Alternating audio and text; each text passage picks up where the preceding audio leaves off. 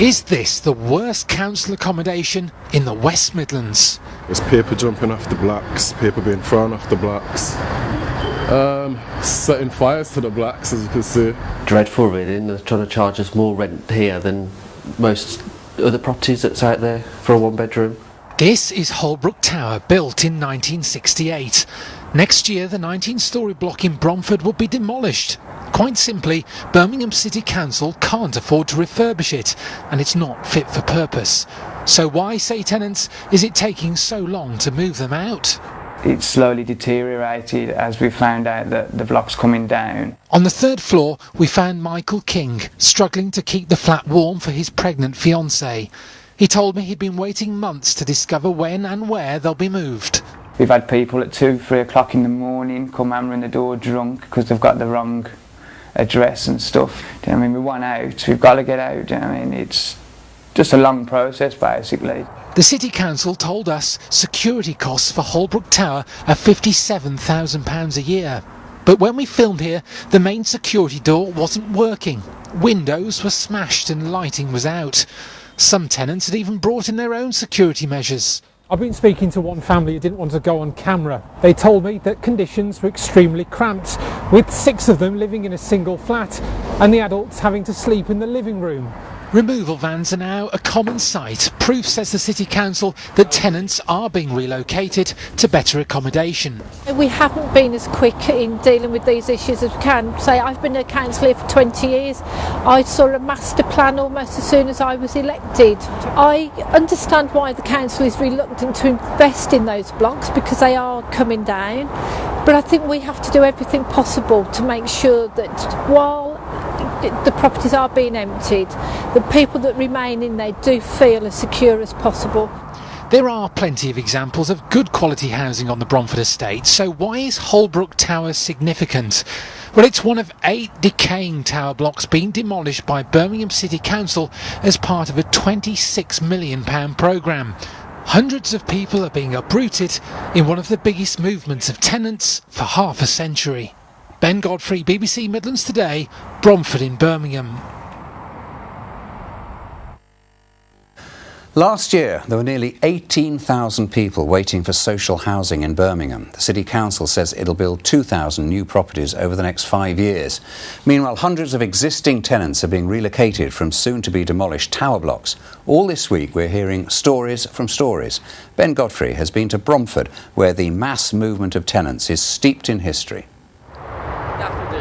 In the shadow of the M6, school children are sprucing up their estate, taking pride in their surroundings. We're going to clean this whole wasteland to make it a nice clean place. We're going to do painting. It's about helping people.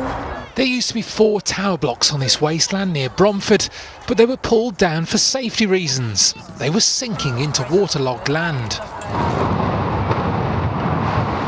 High-rise demolitions look pretty spectacular, but they've frustrated many here who want a greater say over local development. You just wonder about all the plans and developments for the tower blocks kind of come down. You know, there is a concern locally about what's going to happen, what's the future. The future isn't yet clear for the hundreds of people who'll leave these 2 high-rises before the demolition teams move in. But it's likely they'll leave an estate which is 50 years old this year. Displacement today is in some ways paralleling what happened in the 1950s and 60s when people were taken out of their communities and displaced into or dispersed around the city into a variety of different estates. Communities were sometimes deliberately broken up. Now the problem isn't, deliberate intent, it's simply not having enough resources to make sure a community can be rehoused together. The real work didn't begin until after the Second World War, when the corporation took over vast areas of tunnel backs, ramshackle factories and dilapidated terraces to start the miracle of building a new city from the ruins of the old. Many families were moved to tower blocks from the so-called slums of Birmingham in the 1950s and 60s, when living conditions deteriorated around the city centre. 3 generations of Claire McLean's family lived here in Bromford, in Holbrook Tower. My mum lived in Aston and she said she moved down in Bromford in '67 and she said the flats were luxury. She said where she come from they didn't have toilets inside or even a bath. She had to have a tin bath. So Mum said to her, Bromford, then the flats were luxury. She couldn't believe her luck when she first moved in. My son was born in the block of flats as well, so to me it holds a lot of good memories. On this land, legendary jockey Lester Piggott once rode winners. Bromford Bridge Racecourse opened in 1894, even staging cross-country championships. In 1965, the horses bolted and the homes arrived. So 50 years on and Bromford's landscape is changing once again.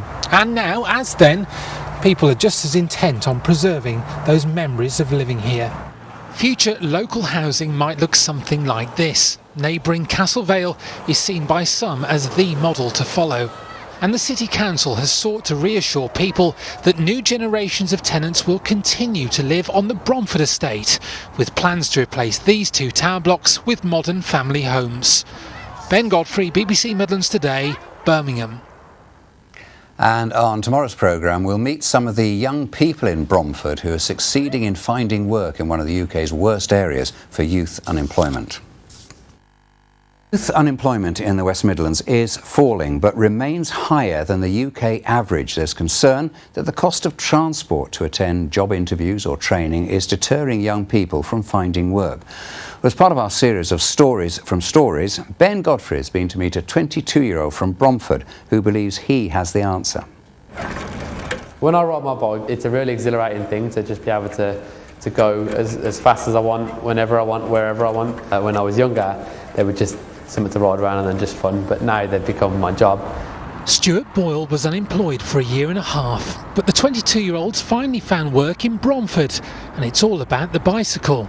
We do a recycling scheme, which we call upcycling, where we take donations and old bikes that would have been scrap and we repair them and then sell them on at the shop at affordable prices. He helps set up Gear Up on Bromford Drive. He's the mechanic, the salesman, the entrepreneur, and no longer on the dole. The problem was that I was on the job centre for a while and slowly began to lose motivation and found it was a lot easier to just be on the job centre, get myself some benefits and not actually look for work. And now I'm in full-time employment and the wage is kind of solely dependent on how well the business does. At the start of this year, 6% of the working age population in Hodge Hill were claiming out-of-work benefits, the second highest rate in the country. Jobs for young people are a huge work in progress. Why do you think young people here on the Bromford are finding it so difficult to find work? There is kind of an attitude of it's not worth bothering because we can't. We've been given a bad hand, so to speak, and we can't do nothing with that. And so a lot of the young people tend to carry these kind of feelings as they grow up, and they don't bother in school. They struggle at school. They finish school. They won't bother with college, and they won't bother with trying to find a job. Stuart, though, has a possible solution. If everybody on the scheme was to get a bike as part of the job seekers allowance thing, it allows them to travel about without the costs of bus tickets and taxes and things, and hopefully it would help a lot of people get into work and get to interviews where they otherwise would have struggled. In the shadow of the two tower blocks, Stuart's reputation is growing. He's been chosen to support a new scheme in Birmingham, giving out free bikes to people struggling to afford transport costs. And he's training young people. Reese Kerr is still at school and hoping to improve his prospects. I was hanging around with the wrong people and everything outside of school. It's like I can lead sessions with Stuart and then help young people like what have been in my situation and lead them to like a better route in life. Stuart Boyle hopes others his age in Bromford, youngsters on this estate who'll think they'll never find work or training, can now afford to think again. Ben Godfrey, BBC Midlands Today, Birmingham. And tomorrow, with more stories from Stories, we'll see how the Bromford community is helping to feed those who are struggling to afford a meal. And we'll meet the dietitians working to reduce cases of rickets in young children. A sharp rise in cases of rickets in Birmingham, with hospital admissions for children tripling in just 5 years. The condition affects bone development and is caused by a lack of vitamin D. There's concern that poverty is resulting in dangerously poor diets. Well, all this week we've brought you stories from the Bromford estate in northeast Birmingham.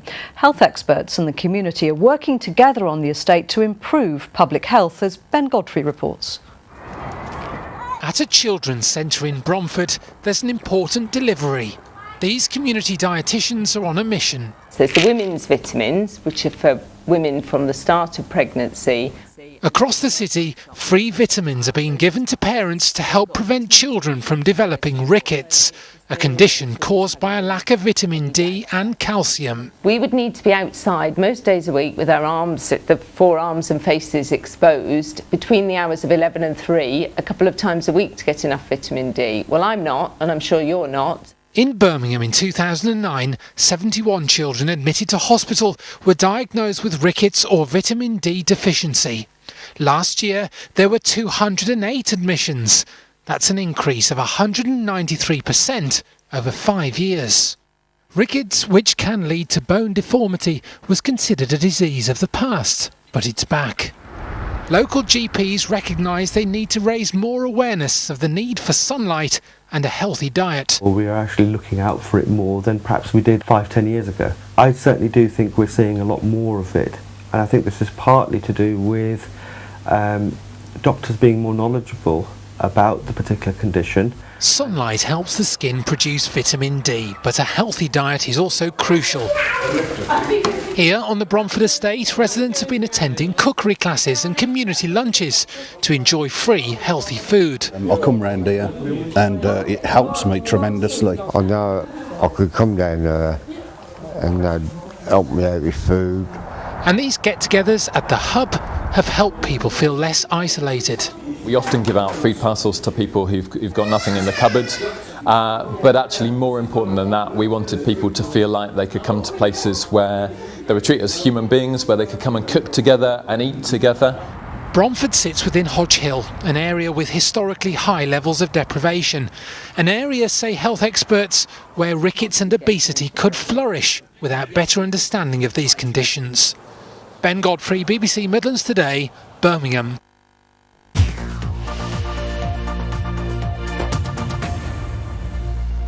All this week we've brought you stories from the Bromford estate in northeast Birmingham. Hundreds of housing tenants are preparing to leave 2 decaying tower blocks due for demolition. Well, in the last in our series, Ben Godfrey has been back to meet those finally moving out.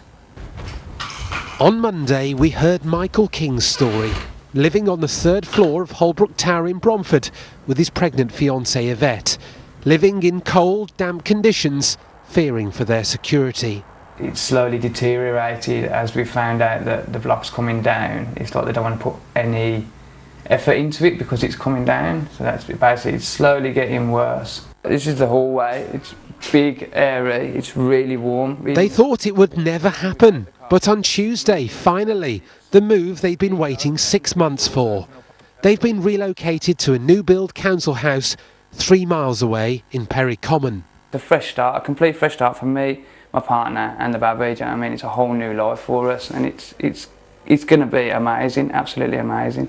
Birmingham has an acute housing shortage, and a rain-soaked Perry Common is a far cry from sunny Cannes in France, where the City Council announced this week plans for 80,000 new homes, just like these ones, on 40 brownfield sites. Today I was told that just 18 tenants have been moved from Holbrook Tower, so another 100, including Pauline Badams, are waiting for the removal teams. The City Council have been extremely inflexible with their viewing appointments, and as I work full time, it's not always possible for me to attend when they say to me, this time, Thursday, 11:30. Birmingham City Council says some properties are on construction sites, so can't be visited out of office hours.